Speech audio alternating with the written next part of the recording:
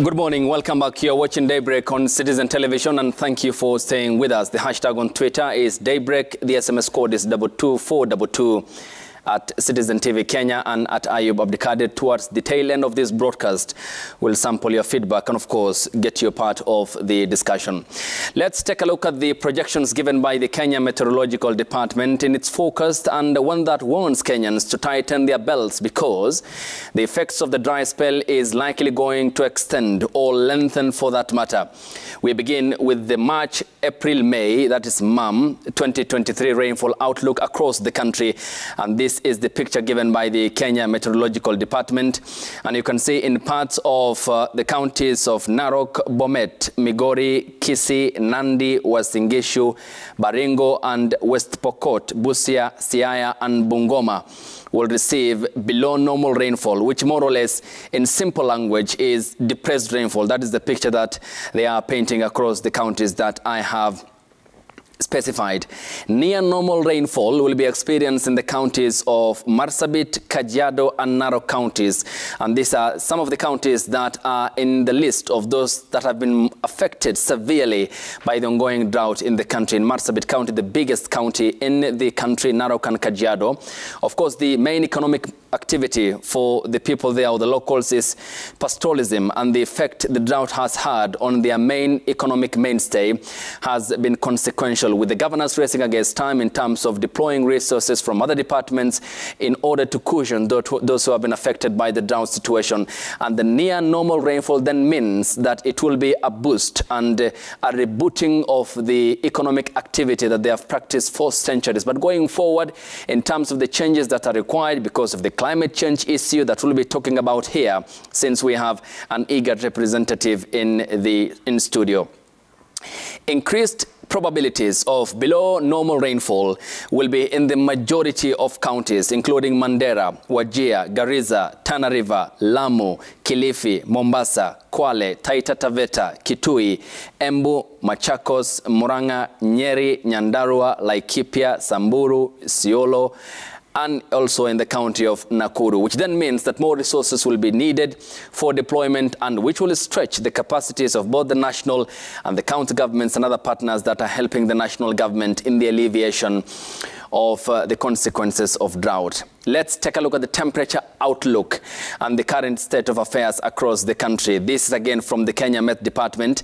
There will be increased probability of warmer than average temperature across the counties of Marsabit, Turkana, West Pokot, Baringo, Uasin Gishu, Nandi, Bungoma, Busia, and in Samburu counties, also Mandera included. But warmer than average temperatures also in the counties of Kitui, shaded in yellow, Garissa, Wajir, Makueni, Kajiado, Narok, Bomet, Kisii, Taita Taveta, Kwale, and Mombasa. That is the temperature outlook. The Meteorological Department also has the prediction of the rainfall onset, what we are likely going to experience from the 1st to the 4th week of March this month. And it says in the areas shaded in green, the counties of West Pokot, Uasin Gishu, Bungoma, Nakuru, Narok, Bomet, Kisii, and the county of Migori will be experiencing that from the 3rd to the 4th week of March. In light blue, 4th week of March, the 1st week of April, Nyeri, Murang'a, Kiambu, Nyandarua, Laikipia, Meru, and Embu. And in the light blue just beneath that, Machakos, Makueni, Kitui, Tana River will be between the 1st and the 2nd week of April. And still between the 1st and 2nd week of April will be the counties of Mombasa and Kwale. And you have between the 2nd and 3rd week of April, the counties of Kilifi and Lamu. Undefined, of course, is where the majority lies: Samburu, Isiolo, Garissa, Wajir, Mandera, Marsabit, and Turkana. Let's finish up with this, and this is on the rainfall situation, when this is likely going to stop as per the 3rd slide that we have just played. And this continues into June in the areas shaded in yellow: Nandi, Baringo, Bomet, Nakuru, Narok, Homa Bay, Migori, and Siaya. 3rd to 4th week of May will be in the counties of Embu, majorly in central Kenya, Laikipia, Nyeri, Murang'a, Kiambu, and in Nyandarua. Undefined will be in the areas shaded and which has the lion's share of the Kenyan map, therefore, Isiolo, Samburu, Marsabit, and largely the Asal counties. And between the 2nd and 3rd week of May will be in Kitui, Tana River, Makueni, Kajiado, and in Machakos.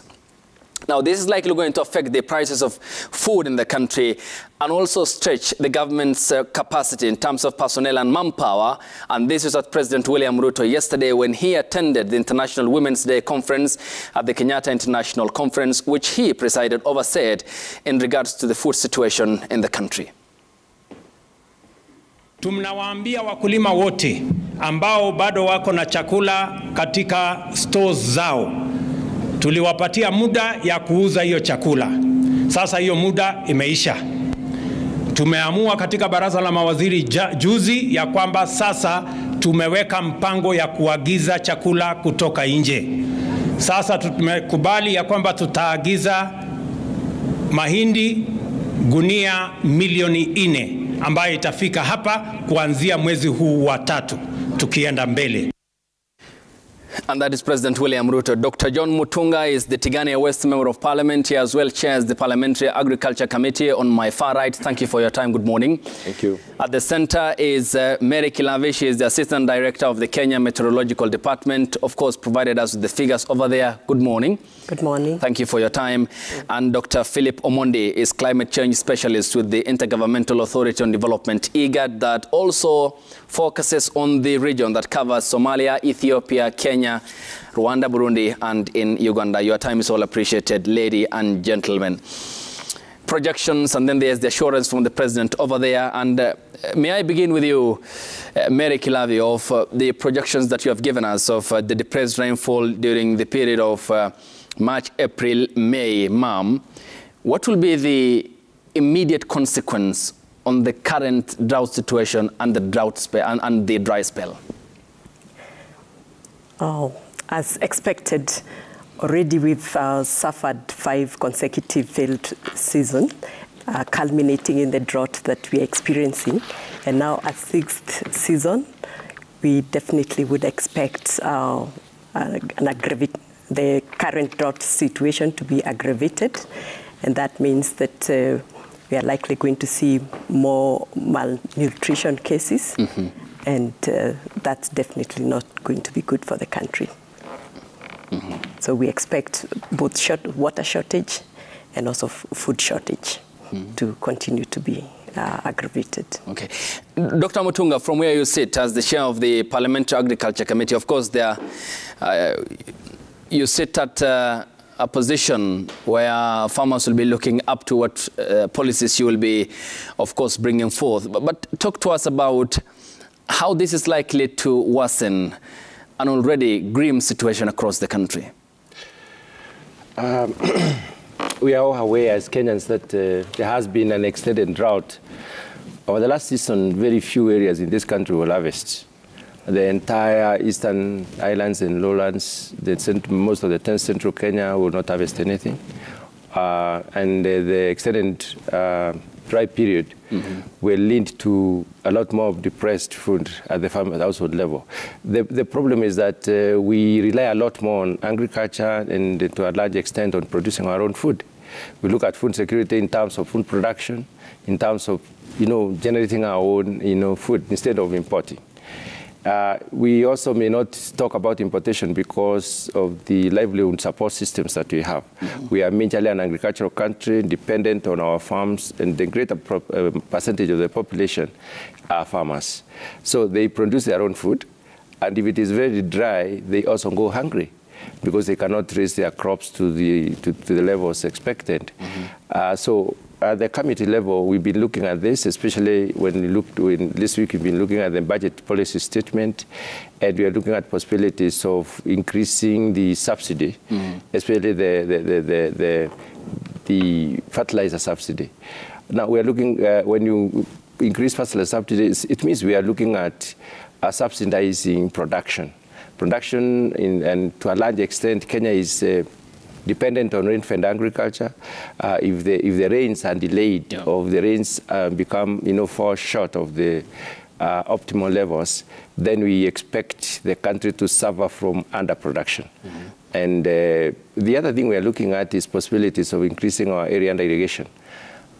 We sometimes imagine that we don't have enough water, but I would like to dispute the fact that Kenya doesn't have enough water. We get a lot of water when the rains come. we are only not prepared to harness this water and use it when it is dry. So the government is looking at possibilities of even creating an institution to look specifically at harnessing surface runoff or the water harvesting. Okay. And that will help us a lot because we can get 4 to 5 times the amount of water we need to irrigate all our land when there is rain. But it comes in a very short time, so it is erratic with a lot of erosion and a lot of flooding, and we wait for it to disappear with our soil. Okay. So we need to have mechanisms of harnessing. All this need policy underpinning when you talk about rain-fed agriculture. Yes. There has been the debate to move away from that because of climate change and the current state across the globe. We'll be talking about that, and also water harvesting, the needs for dams and mega, of course, and small ones. As to how that will be done by the government will be a key question that I will put to you. Okay. But Dr. Philip Omondi, talk to us about this very grim picture, and what are you doing to collaborate with the government and other actors? Because we seem to be now heading in the most trying times of the navigation process with another projected depressed rainfall, especially during the planting season. Thank you very much. In terms of what is happening currently, scientists are quite aware, and even in the past, what is happening were predicted. So we have a very innovative way of using models to project what is coming in the future, about 3 months, 6 months. Now we had what we call a triple dip. We have what we call La Nina, El Nino, which is very common today, a terminology that people use. So we have had an extended period of La Nina, 3 years, starting from September 2020. We had a dip, 3 dips. We had in 2021 around June, July. It was a bit of neutral, and then continued up to now. But thanks, we are seeing that it is fizzling out, and we are getting to neutral phase. And the science and models and experts are now predicting that there are 90% chances of the globe getting into ENSO getting to neutral. Then long-term projection shows that it's likely to move to El Nino phase. So when we have La Nina, the globe is cool generally, and then activities of rainfall formation in various parts becomes difficult. Okay. But when you have El Nino, the atmosphere warms up, and the chances of water evaporating to form clouds and bring rains are very high. So as we move into the year, models are predicting that there are 60% chances of ENSO getting, neutral condition progressing to El Nino. So we just pray that things go better. But again, I want to caution here that there are other drivers, localized drivers, that also come into play. We may have global aspect, but there are also local drivers. Okay, the engagement is all you talk about. But when you talk about that neutral bit, the neutral aspect that you have talked about in terms of the models and the scientific models, what will be the impact on sub-Saharan Africa, and to be specific, to Kenya, vis-a-vis the current state of affairs?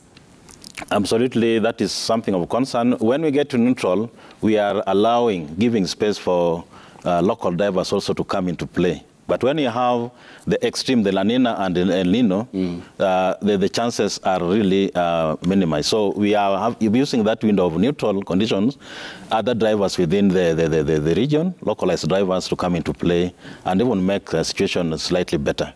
Yeah, but as per now, there are only 90% chances of it getting to neutral. All right. And the actors that you have talked about include up to the, of course, the community level in terms of awareness about the need for conservation, planting of trees to curb the consequences of climate change. But Mary, when your prediction for another 6th straight season of depressed rainfall raises a concern, of course, you are more or less telling Kenyans to tighten their belts, because this informs what they eat, what will be on their table, and food is paramount. You understand the importance of that in a family setup. But then how are you working with the other actors, besides the predictions, in the provision of crucial data that will inform what will be rolled out by state and non-state actors to the most vulnerable and those who have been severely affected? We've been working very closely with agencies mandated with disaster risk management, particularly Red Cross, and also National Disaster Risk, NDOC, NDMU. And also within the counties, we act with the structures. We've been working closely with the structures to try and when we are coming up with the forecast, not just tell people this is what the forecast is going to be, the rainfall forecast looks like, but when we work closely with them, we are able to get a hint of the kind of impacts that are likely to be expected, and therefore we are moving a little closer to see, we are moving forward to see not just what the weather is likely to be, but what the weather is likely to do in terms of impacts. And when we communicate that information, it makes it a lot easier for agencies mandated with risk management to act. Okay. Dr. Mutunga, then the policy question. You have talked about the need for water harvesting, even as you have talked about in the more or less the picture that you have given, the Met Department gave us of the erratic pattern of the rainfall in the country. How can that be achieved? It needs resources, isn't it? It needs commitment by policy players, including you, and the direction of the same. And how will this be actualized and practicalized, coming from the backdrop of feeling the effect of the drought to harvest water for the future? That has been an idea for a very long time, but ideas, unless actualized, will not yield anything. What the government is planning, or what ought to happen, is to have an agency that would think through that process. Because what we are using now is a river water which is being harnessed into dams, and then we use these dams to irrigate. Apparently been increasing our land under irrigation at a very low pace. We have a natural irrigation potential of close to 1 million acres, but we are doing, I think, around 350,000 acres right now. This means that we need to increase the damming, upstream damming of our rivers, and also think about the water that runs on the land after the rains. This is what has not been done. We need to do a national mapping of the wetlands and with areas that are probable, that have potential for collection of water. This can be done. Where we have done earth dams, it has already proven that we can even rehabilitate the dried rivers already. I have a very specific example that we did a water dam, an earth dam in my constituency, and we've been able to completely rehabilitate a river which had dried up. So what we need is to harness the water so that we can also be able to feed the underground aquifers. Because when we do not have water on the surface, then also the abstraction on getting water from below from underground is also going to be an issue. If you look at Nairobi right now, a borehole that would yield good water would go to up to 350 meters down. We used to have water at 120, 140 meters down. So it means the wells down are also degenerating. They are depleting. And at the end of the day, we might even completely, they might run dry. So we need to recharge them. And in recharging, we need to collect the water, which will take time now to seep down and recharge those aquifers. And the only way you can create sufficient water for this country, to irrigate the land that we have a very good land. A country like Israel doesn't have any rain, and they don't suffer hunger. They don't complain about no rain or dry weather. They don't talk about temperatures. They are okay. It's possible for us to have clean water from the rain that can be used to irrigate our land and produce sufficient amount of feed, not only to feed ourselves. That food would be used to even to get foreign exchange through export or through trade. Okay, because I'm wondering about the practicality of that. And when you talk about available land for agriculture, investment in projects like, for example, Galana Kulalu project, which was well-intentioned, but actors who handled it, of course, had knee-jerked the process in the sense that they elbowed out those who are willing to have that project up and running, which would have sufficiently addressed the food situation in the country. And here my concern is the question of corruption. When these actors appear before the Parliamentary Agriculture Committee, how are you going to hold them to account, knowing that even the president talked about Galana Kulalo project, the company pulled out, which was an Israeli company you talked about, and regretted that a government-to-government project between Israel or any other country has never failed. The ambassador, therefore, requesting the government of then former Prime Minister, now Prime Minister again, Netanyahu, to call him back to Tel Aviv. And then there was the cost of corruption. The public invested in it, but there's nothing to show of it. How will you hold these actors to account? In Parliament, we have two committees that basically look at that. There is the Parliamentary Investment Committee and the account, the PAC, the Parliamentary Accounts Committee. These committees basically look at how the money is going to be used for investment and how money has also been used where, we have cases of mismanagement of resources. And they normally do a complete report. They do a thorough job, investigate and write a report, and that report is tabled. And then they hand over this particular business to the agencies that are supposed to do the investigation, and they are apprehending those who may have done the wrong thing. Now, having said that, I don't think we should actually give up, and I don't think we should actually, stop trying. There is a lot of potential in this country for us to produce sufficient food for ourselves. And I really don't think it is the water scarcity that is a problem. I think it's the management of the resources we have. Okay. The water that we can get in a year is management of that. We have seen a lot of effort by the government to try and put strategies to have mega dams. Some dams have already, like the dam that was inaugurated this last year in Kirinyaga. We have others around Mount Kenya which are coming up.